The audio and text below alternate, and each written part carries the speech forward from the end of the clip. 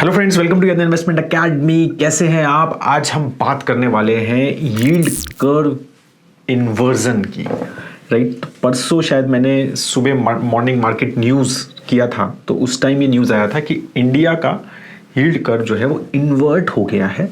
थोड़े टाइम के लिए हुआ, बट इन्वर्ट हो गया था। अब ये जो लैंग्वेज है, ये इतनी ज़्यादा ऐसा लगता है लोगों को कि क्या है सर, यील्ड कर्व इन्वर्जन, तीनों वर्ड नहीं समझ आए, है ना। तो उन तीनों वर्ड के ऊपर थोड़ी सी यहां पर बात करेंगे कि क्या होता है यील्ड कर्व क्या होता है, और वो इन्वर्ट कैसे होता है, और उसका क्या रेलेवेंस है ग्लोबली भी। यूएस स्पेसिफिक बात करेंगे और इंडिया स्पेसिफिक भी डिटेल में बात करेंगे। तो ये कॉन्सेप्ट बहुत अच्छे से आपको मैं समझाने की कोशिश करूंगा इस वीडियो में, ठीक है। तो हुआ क्या है, बेसिकली न्यूज़ इस टाइप से आई बहुत ज़्यादा कि यील्ड कर्व जो है वो इन्वर्ट हो रहा है। तो अगर आपने ये स्क्रीनशॉट देख सकते हैं आप, तो आप देख पाएंगे कि इस टाइप का न्यूज़ अगर आ रहा था कि top stories, right, yield curve invert, should investors be worried, right, yield curve is squaring everyone. तो इस टाइप का न्यूज़ इंडिया का स्पेसिफिक हुआ। तो अब हम एक एक चीज पे बात करेंगे। तो यील्ड क्या होता है, पहले ये बात करते हैं। तो यील्ड क्या है कि अगर मैं आज कोई बॉन्ड बाय करता हूं, चाहे सेकेंडरी मार्केट से, प्राइमरी मार्केट से, राइट, और उसको अगर मैं मैच्योरिटी तक रखता हूं, तो मुझे कितना यील्ड मिलेगा, मतलब कितना मेरे को इंटरेस्ट मिलेगा।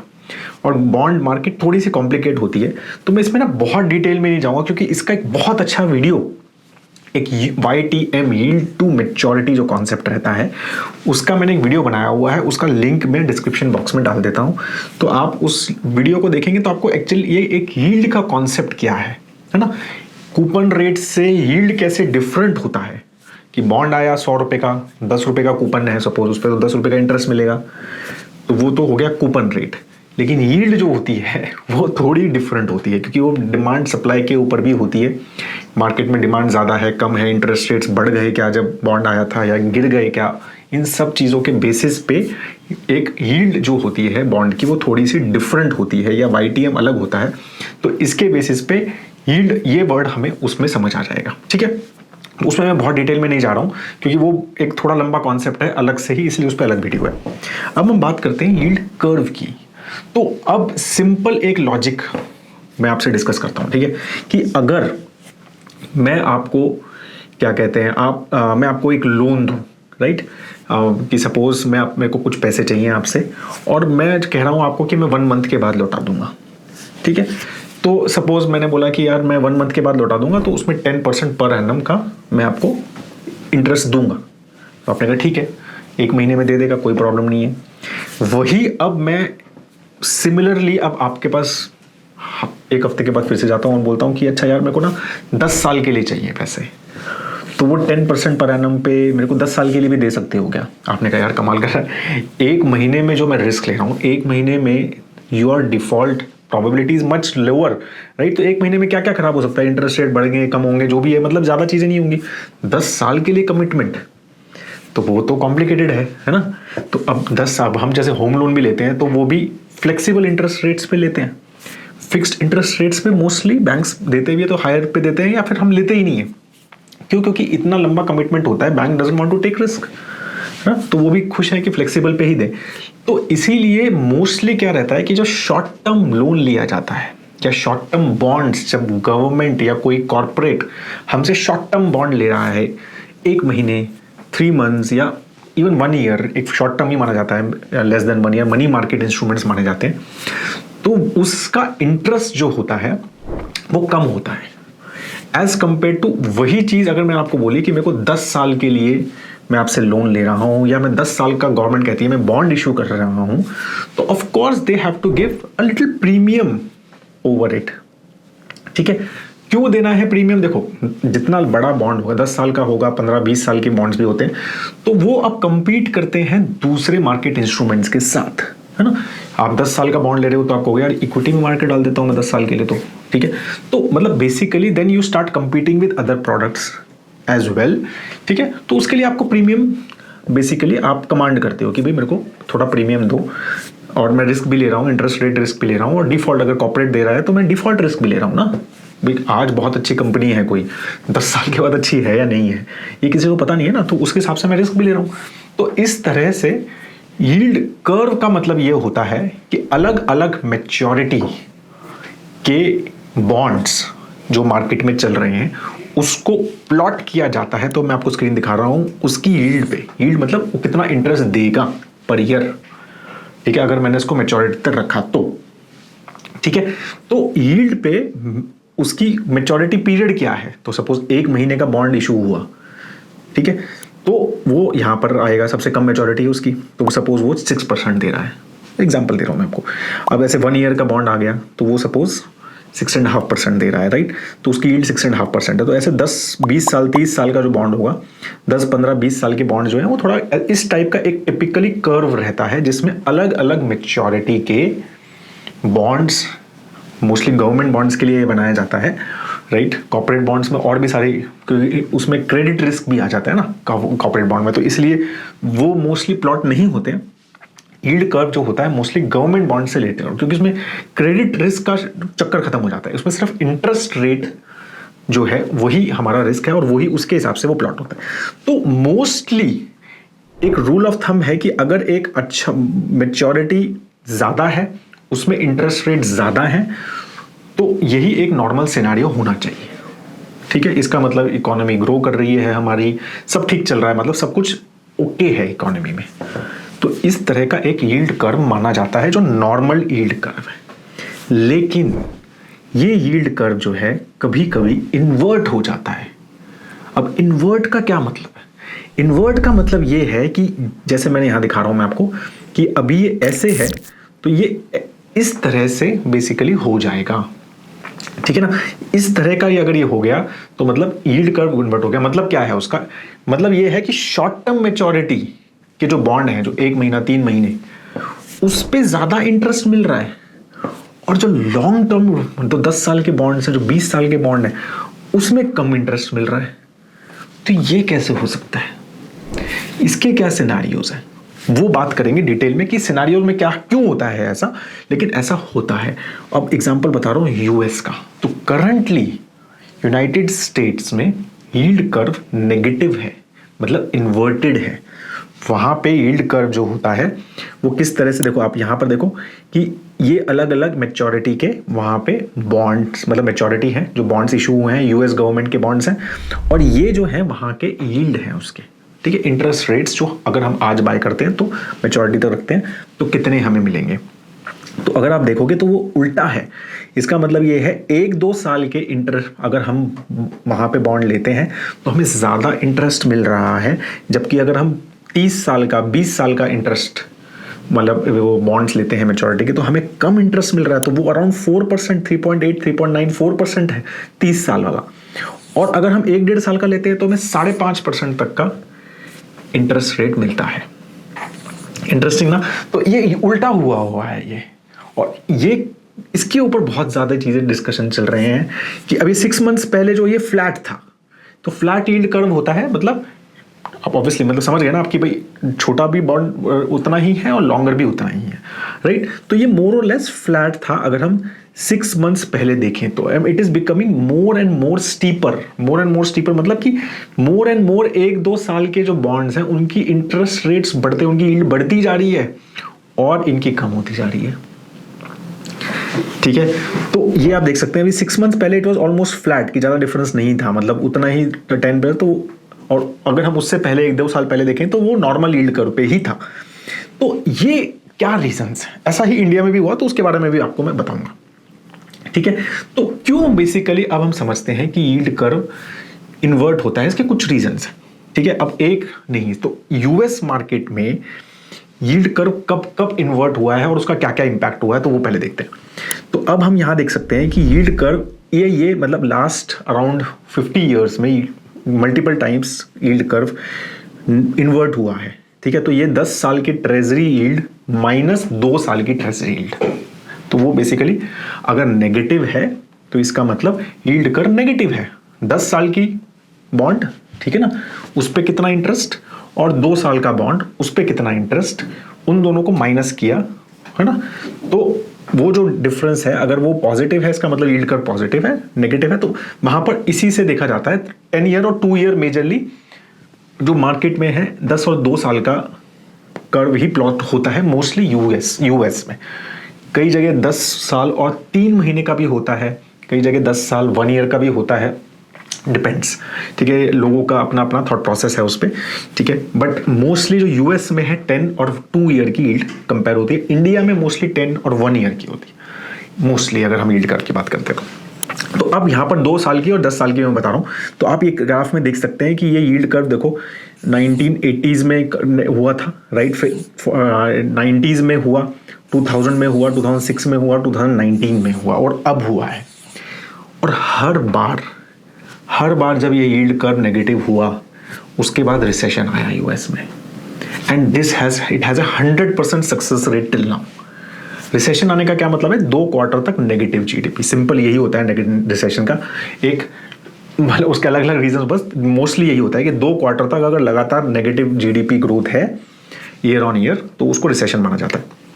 तो हर बार 1989 में हुआ तो 1990s में रिसेशन आया था, 2000 में हुआ .com बबल, 2001 में रिसेशन आया, 2006-7 में हुआ, 2008 में भी नो लेमन क्राइसिस, 2019 में कोविड, तो उसके वजह से रिसेशन आया था और अब है। अभी तक रिसेशन आया नहीं है यूएस में।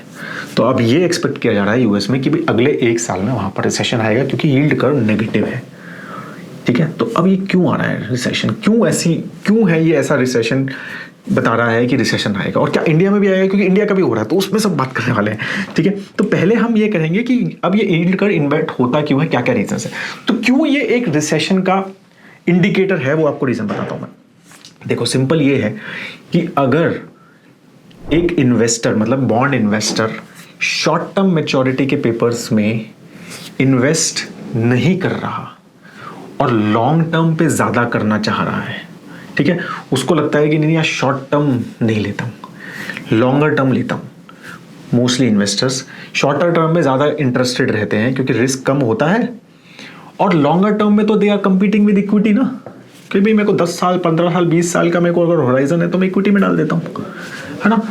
तो अगर मैं शॉर्टर ड्यूरेशन में इंटरेस्टेड नहीं हूं बाय करने में और लॉन्गर में मैं बाय कर रहा हूं तो यील्ड कर्व नेगेटिव हो जाता है। मतलब शॉर्ट टर्म में जब डिमांड कम हो जाएगी तो क्या होगा, यील्ड बढ़ जाएंगी ना। डिमांड कम है तो जो बायर्स कम है, मतलब बॉन्ड के बायर्स कम है, सेलर्स आर मोर, तो सेलर्स मोर हैं तो प्राइस जो है वो कम होता चला जाएगा, मतलब बॉन्ड में कम होता चला जाएगा और उसकी यील्ड, उसका इंटरेस्ट रेट उनको ज़्यादा देना पड़ेगा। मतलब सिंपल बात करें तो आज मार्केट में कोई बाई नहीं कर रहा अगर शॉर्ट टर्म बॉन्ड्स, तो जो सेल कर रहा है वो कहेगा ठीक है यार और इंटरेस्ट रेट एक्स्ट्रा दे देता हूँ उसको, मतलब प्राइस कम कर देता हूँ अपना और इनको बेच देता हूँ। तो इसीलिए शॉर्टर ड्यूरेशन की जो डिमांड है वो कम हो रही है और लॉन्गर ड्यूरेशन की बढ़ रही है। इसका मतलब ये है इन्वेस्टर्स थिंक कि भाई शॉर्ट ड्यूरेशन में रिसेशन आने वाला है, ठीक है, और रिसेशन अगर आएगा तो फिर इंटरेस्ट रेट्स जो हैं वो हमारे कम होंगे, तो लॉन्गर इंटरेस्ट रेट्स में बुक कर लो, ठीक है, बड़े बड़े इंटरेस्ट पूरा मतलब लॉन्गर ड्यूरेशन के बॉन्ड्स को ले लो ताकि रिसेशन आएगा तो इंटरेस्ट रेट्स कट होंगे तो मुझे बेटर यील्ड मिलेगी, ठीक है, तो मेरे को ज़्यादा बेनिफिट होगा। ये कॉन्सेप्ट थोड़ा सा कॉम्प्लिकेटेड है बट आप समझ गए ना कि मतलब जितना ज़्यादा मैं दूर लंबा ड्यूरेशन का ले लेता हूँ, 10 साल की बॉन्ड बुक कर देता हूँ, मान लो 7.5% अगर मिल रही है मुझे इंडिया में तो मैं बुक कर देता हूँ और इंटरेस्ट रेट गिरने लग जाते हैं तो मुझे ज़्यादा बेनिफिट है ना। तो 7.5%, अब नए बॉन्ड 7% में मिल रहे हैं तो 7.5% को ज़्यादा बेनिफिट है। तो इसीलिए जब रिसेशन का एक्सपेक्टेशन होता है ना मार्केट में तो लॉन्गर ड्यूरेशन के बॉन्ड्स बाय किए जाते हैं, शॉर्टर ड्यूरेशन बाय नहीं किया जाता, ठीक है। और अगर ग्रोथ हाई ग्रोथ का एक्सपेक्टेशन होता है तो शॉर्टर ड्यूरेशन बाय किया जाता है, क्योंकि हाई ग्रोथ अगर आएगी तो इन्फ्लेशन आ सकती है तो इंटरेस्ट रेट बढ़ सकते हैं, तो सब छोटे छोटे नहीं, छोटे बॉन्ड ले लो भाई, है ना। तो इस तरह से तो इसीलिए ये रिसेशन जो है ये होता है। तो period of recession is characterised by near term economics uncertainty, right. तो demand for shorter term bond decreases and yield of shorter term bond rises, और इसकी वजह से यील्ड कर्व नेगेटिव हो जाता है। तो ये वहाँ पर यूएस में जो सिचुएशन मानी जा रही है वो यही है कि भाई वहाँ पर रिसेशन आने वाला है तो शॉर्टर ड्यूरेशन के बॉन्ड कोई खरीद नहीं रहा है और वैसे, ठीक है, तो ये एक रीज़न है। और सब लॉन्गर ड्यूरेशन खरीद रहे हैं कि रिसेशन आएगा तो इंटरेस्ट रेट गिरेंगे तो मेरे को बेनिफिट होगा, ठीक है। और वैसे भी इकोनॉमिक क्या कहते हैं इक्विटी मार्केट ने कुछ अच्छे रिटर्न देने नहीं है क्योंकि रिसेशन आने वाला है तो मैं बॉन्ड ही ले लेता हूँ, बॉन्ड ही बेस्ट इन्वेस्टमेंट है, लॉन्गर ड्यूरेशन बॉन्ड ही बेस्ट इन्वेस्टमेंट है, ठीक है। तो ये हो गया। दूसरा और भी रीज़न होते हैं यील्ड कर्व के इन्वर्ट होने के, वो है सेंट्रल बैंक पॉलिसी। तो अगर सेंट्रल बैंक ये एक्सपेक्टेड है कि इंटरेस्ट रेट बढ़ाएगा, जैसे यूएस में भी चल रहा है कि इंटरेस्ट रेट और बढ़ेंगे, अगर आपने मेरा मतलब मॉर्निंग सेशंस देख रहे हैं आप, तो वहाँ पर मैं जो यूएस फेड चेयरमैन ने बोला है कि हम और बढ़ाएंगे। इंडिया में भी एक्सपेक्टेड है कि और बढ़ेगा अभी इंटरेस्ट रेट्स। तो जब इंटरेस्ट रेट्स बढ़ने की उम्मीद होती है ज़्यादा, राइट, कि भाई इंटरेस्ट रेट्स बढ़ेंगे, तो इसकी वजह से भी क्या कहते हैं, मतलब शॉर्टर ड्यूरेशन बॉन्ड कोई खरीदता नहीं है। वो ये कहते हैं कि जब बढ़ जाएंगे जब खरीद लेंगे, है ना। अभी क्यों खरीदे, पक्का पता है मुझे अगले महीने बढ़ेंगे, मतलब रेपो रेट बढ़ेगा, फेड रेट बढ़ेगा, तो मेरे को जब शॉर्टर ड्यूरेशन पे इमीडिएटली उसका इम्पैक्ट आता है, क्योंकि जैसे ही रेपो रेट बढ़ता है तो इमीडिएटली शॉर्टर ड्यूरेशन उसका बेनिफिट आता है, लेकिन लॉन्गर ड्यूरेशन पे वो डिलेड आता है बेनिफिट। ठीक है, तो आपको पता है, मान लो कि मुझे कि फुल एक्सपेक्टेशन है कि यार अगले महीने आरबीआई इंटरेस्ट रेट बढ़ाने वाला है, सपोज एग्जांपल दे रहा हूँ मैं आपको। ठीक है, तो सब मार्केट भी ऐसा ही बोल रहा है, सबने ये बात, हाँ भाई इंटरेस्ट रेट बढ़ने वाला है, 0.5% का रेपो रेट बढ़ने वाला है। तो आप कहोगे कि ठीक है यार, जब बढ़ने वाला है तो थोड़ा रुक जाता हूँ, तभी ले लूंगा, अभी क्यों खरीद रहा हूँ, क्योंकि अभी मैं खरीदूंगा तो मुझे कम इंटरेस्ट रेट वाले शॉर्ट टर्म ड्यूरेशन पे बॉन्ड मिल रहे हैं, और 1-1.5 महीने के बाद खरीदूंगा तो ज़्यादा पे मिलेंगे, तो मैं शॉर्ट ड्यूरेशन के बॉन्ड्स क्यों खरीदूं। तो उसकी वजह से भी यील्ड कर्व जो है कभी कभी नेगेटिव हो जाता है, क्योंकि शॉर्ट ड्यूरेशन के बॉन्ड की मतलब डिमांड कम हो जाती है, तो यील्ड बढ़ जाती है, और लॉन्ग ड्यूरेशन वैसे ही चल रहा है, उसमें चेंज नहीं है। ठीक है, तो ये भी एक रीज़न होता है, और कभी कभी structural change in bond market का भी इम्पैक्ट होता है।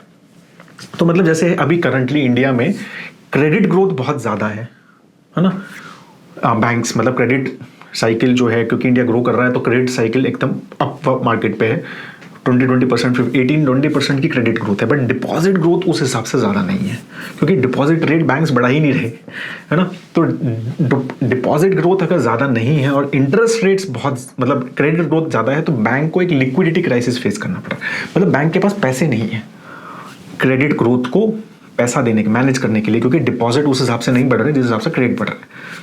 तो उसमें बैंक क्या करते हैं, बैंक्स तो बॉन्ड इशू करते हैं मार्केट में कि भाई बॉन्ड लेके पैसा ले, तो बैंक उस टाइम पे शॉर्ट ड्यूरेशन के बॉन्ड्स, मतलब आरबीआई जो इशू कर रहा है, गवर्नमेंट जो लोन ले रहा है, उसको लेते ही नहीं है कि भाई पैसे है ही नहीं, क्रेडिट इतना ज़्यादा मार्केट में डिमांड है, तो मैं ये बॉन्ड क्यों खरीदूं, है ना। तो इसकी वजह से भी कभी कभी होता है कि इन्वर्ट होता है, और इंडिया में करंटली जो हो रहा है वो यही रीजन ज़्यादा है कि सेंट्रल बैंक पॉलिसी और structural change in the bond market जो है, उसकी वजह से माना जा रहा है कि इंडिया का जो अभी फ्लैटनिंग हुआ है एक तरह से यील्ड कर्व, ठीक है, वो इसकी वजह से हुआ है। और मैं बताता हूँ कि हुआ क्या है इंडिया में। ठीक है, तो बेसिकली पहले हम हिस्ट्री देख लेते हैं कि इंडिया में कब कब यील्ड कर्व नेगेटिव हुआ है। तो जनवरी 2012 में हुआ था, you can see in the graph now, ये वाला जो ब्लैक वाला है चार्ट, एंड अप्रैल मतलब अगस्त के आसपास 2013 में भी यील्ड कर्व नेगेटिव हुआ था। ठीक है, एंड दिसंबर 2014 में भी यील्ड कर्व नेगेटिव हुआ है, और अभी भी जस्ट नेगेटिव मतलब flat, as I said negative 1 year, और ये 10 ईयर का डिफरेंस है, दिस इज नॉट 2 और 10 जैसे यूएस में है, this is 1 year and 10 year का डिफरेंस। ठीक है, तो 10 ईयर यील्ड क्या कहते हैं, 1 year yield minus 10 year yield, तो अगर नेगेटिव है वो, तो इसका मतलब नेगेटिव में चले जाता है वो। तो अब वो जस्ट नेगेटिव हुआ है, जो मैंने न्यूज़ चल रही है आजकल। ठीक है, तो ये जो अगर हम यहाँ पर भी क्या रिसेशन आता है क्या इंडिया में यील्ड कर्व नेगेटिव का, तो नहीं, ये आप देखेंगे, ये जो जीडीपी ग्रोथ रेट है ये आप ब्लू में देख सकते हैं। तो यील्ड कर्व जैन 2012 में नेगेटिव हुआ, जीडीपी ग्रोथ कम हुई, बट ऑब्वियसली रिसेशन नहीं आया है, मतलब रिसेशन मतलब नेगेटिव वो नहीं हुआ। ठीक है, सिमिलर टू अगस्त 2013 में क्या कहते हैं यील्ड कर्व हुआ, तो उसके बाद भी नेगेटिव मतलब जीडीपी ग्रोथ नहीं हुआ। ठीक है, सिमिलरली दिसंबर 2014 में भी जीडीपी ग्रोथ एक्चुअली बढ़ा है उसके बाद तो। ठीक है, तो ये जीडीपी ग्रोथ का इम्पैक्ट तो नहीं दिख रहा, तो मतलब रिसेशन इंडिया में जो यूएस का चल रहा था, इंडिया में तो वो इशू नहीं हुआ है। हाँ, ये है कि जैसे आप यहाँ पर देखेंगे तो यहाँ यील्ड कर्व नेगेटिव हुआ तो रेपो रेट बढ़ रहा था, तो यस, वो जो हमारा सेकंड रीजन था कि सेंट्रल बैंक पॉलिसीज, तो वो रीजन हो सकता है कि अगस्त 2013 में जो इंटरेस्ट मतलब यील्ड का नेगेटिव हुआ, वो मोस्टली सेंट्रल बैंक जो है इंटरेस्ट रेट्स बढ़ा रहे थे, तो उस एक्सपेक्टेशन में शॉर्ट टर्म ड्यूरेशन के बॉन्ड्स कोई खरीद नहीं रहा था। तो ये इस तरह से बेसिकली मोस्टली जो इंडिया में यील्ड कर्व नेगेटिव हुआ है, वो रिसेशन का उसके साथ कोई मतलब मेल नहीं है। ठीक है, मोस्टली वो रीजन जो रहा है वो सेंट्रल बैंक्स ने इंटरेस्ट रेट्स बढ़ाने की वजह से शॉर्ट ड्यूरेशन में, या फिर लिक्विडिटी की वजह से, इशू की वजह से शॉर्ट ड्यूरेशन के बॉन्ड्स कोई मतलब डिमांड कम हो गया था, उसकी वजह से उसकी यील्ड बढ़ गई थी। तो ये मेजरली इंडिया में रीज़न रहा है यील्ड कर्व के इन्वर्ट होने का, ठीक है। तो इस तरह से बेसिकली अब अभी जो रिसेंट न्यूज़ है वो यही है, एज आई सेड, कि जो आरबीआई ने 1 ईयर के बॉन्ड्स निकाले उस पे उनको कुछ 7.49% का यील्ड देना पड़ा, और 10 ईयर का जो इंडिया का जीसेक चल रहा था वो 7.47 शायद चल रहा था उस टाइम पे, ठीक है। तो 1 ईयर पे 7.49 और 10 ईयर पे 7.47, जस्ट 0.02 का ही डिफरेंस है, बट इन्वर्ट माना गया वो, तो एक्चुअल में वो ऑलमोस्ट फ्लैट है। तो इसकी वजह से यूएस में तो काफ़ी ज़्यादा डिफरेंस है, 1.5% का डिफरेंस है, ठीक है। यहाँ पर 0.02 की जो बात कर रहा हूँ, यूएस में यील्ड कर्व का नेगेटिव जो है वो बहुत ज़्यादा है। तो इसकी वजह से यील्ड कर्व के ऊपर इतने ज़्यादा डिस्कशन हुए, और मैंने वो जो न्यूज़ दिखाई इसकी वजह से हुआ।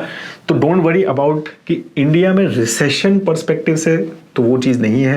हिस्ट्री भी इंडिया में कुछ ऐसा शो नहीं कर रही है कि यील्ड कर्व नेगेटिव होने की। तो मोस्टली यील्ड कर्व नेगेटिव जो है वो रैंडम रीजंस की वजह से या सेंट्रल बैंक्स के इंटरेस्ट रेट्स हाइक की जो एक्सपेक्टेशन है उसकी वजह से हुए हैं। और इस बार जो है वो लिक्विडिटी क्राइसिस की वजह से भी, मतलब जो बैंक्स में क्रेडिट ग्रोथ बहुत ज़्यादा है, वो लिक्विडिटी की वजह से भी थोड़ा सा डिफरेंस रहा है। So that is all I wanted to tell you on this. तो basically don't worry at all, ठीक है। जो ऑन दिस लॉन्ग टर्म, जो अगर आप इन्वेस्टर हो तो आप जो है यील्ड कर्व के टेंशन में बिल्कुल भी मत आइए, और इन्वेस्टमेंट अपनी करते रहिए। लॉन्ग टर्म है तो हम, because we are a growing economy and these doesn't impact us, at least अभी तक तो कुछ ऐसा दिख नहीं रहा है। That is all. I hope that आपको ये पूरा यील्ड कर्व इन्वर्जन बहुत अच्छे से समझ आया होगा। समझ आया तो लाइक ज़रूर कीजिए दोस्तों वीडियो को, और सब्सक्राइब ज़रूर कीजिए। ये सब वीडियोज़ बनाने में बहुत सब रिसर्च लगता है, टाइम लगता है, डेटा सब कलेक्ट करने में, तो प्लीज़ शेयर ज़रूर कीजिए अपने फ्रेंड्स एंड फैमिली के साथ, ठीक है। और अगर अभी तक चैनल सब्सक्राइब नहीं किया है तो प्लीज़ सब्सक्राइब ज़रूर कीजिए। investindia.in वेबसाइट पे जाके हमारे प्रोडक्ट्स को ज़रूर देखिए, बहुत इंटरेस्टिंग प्रोडक्ट्स हैं, मॉडल पोर्टफोलियो, स्टॉकोमीटर एंड फंडोमीटर, जो आपको बहुत ज़्यादा हेल्प करेंगे in your investing decision. Have a great time ahead दोस्तों, जय हिंद।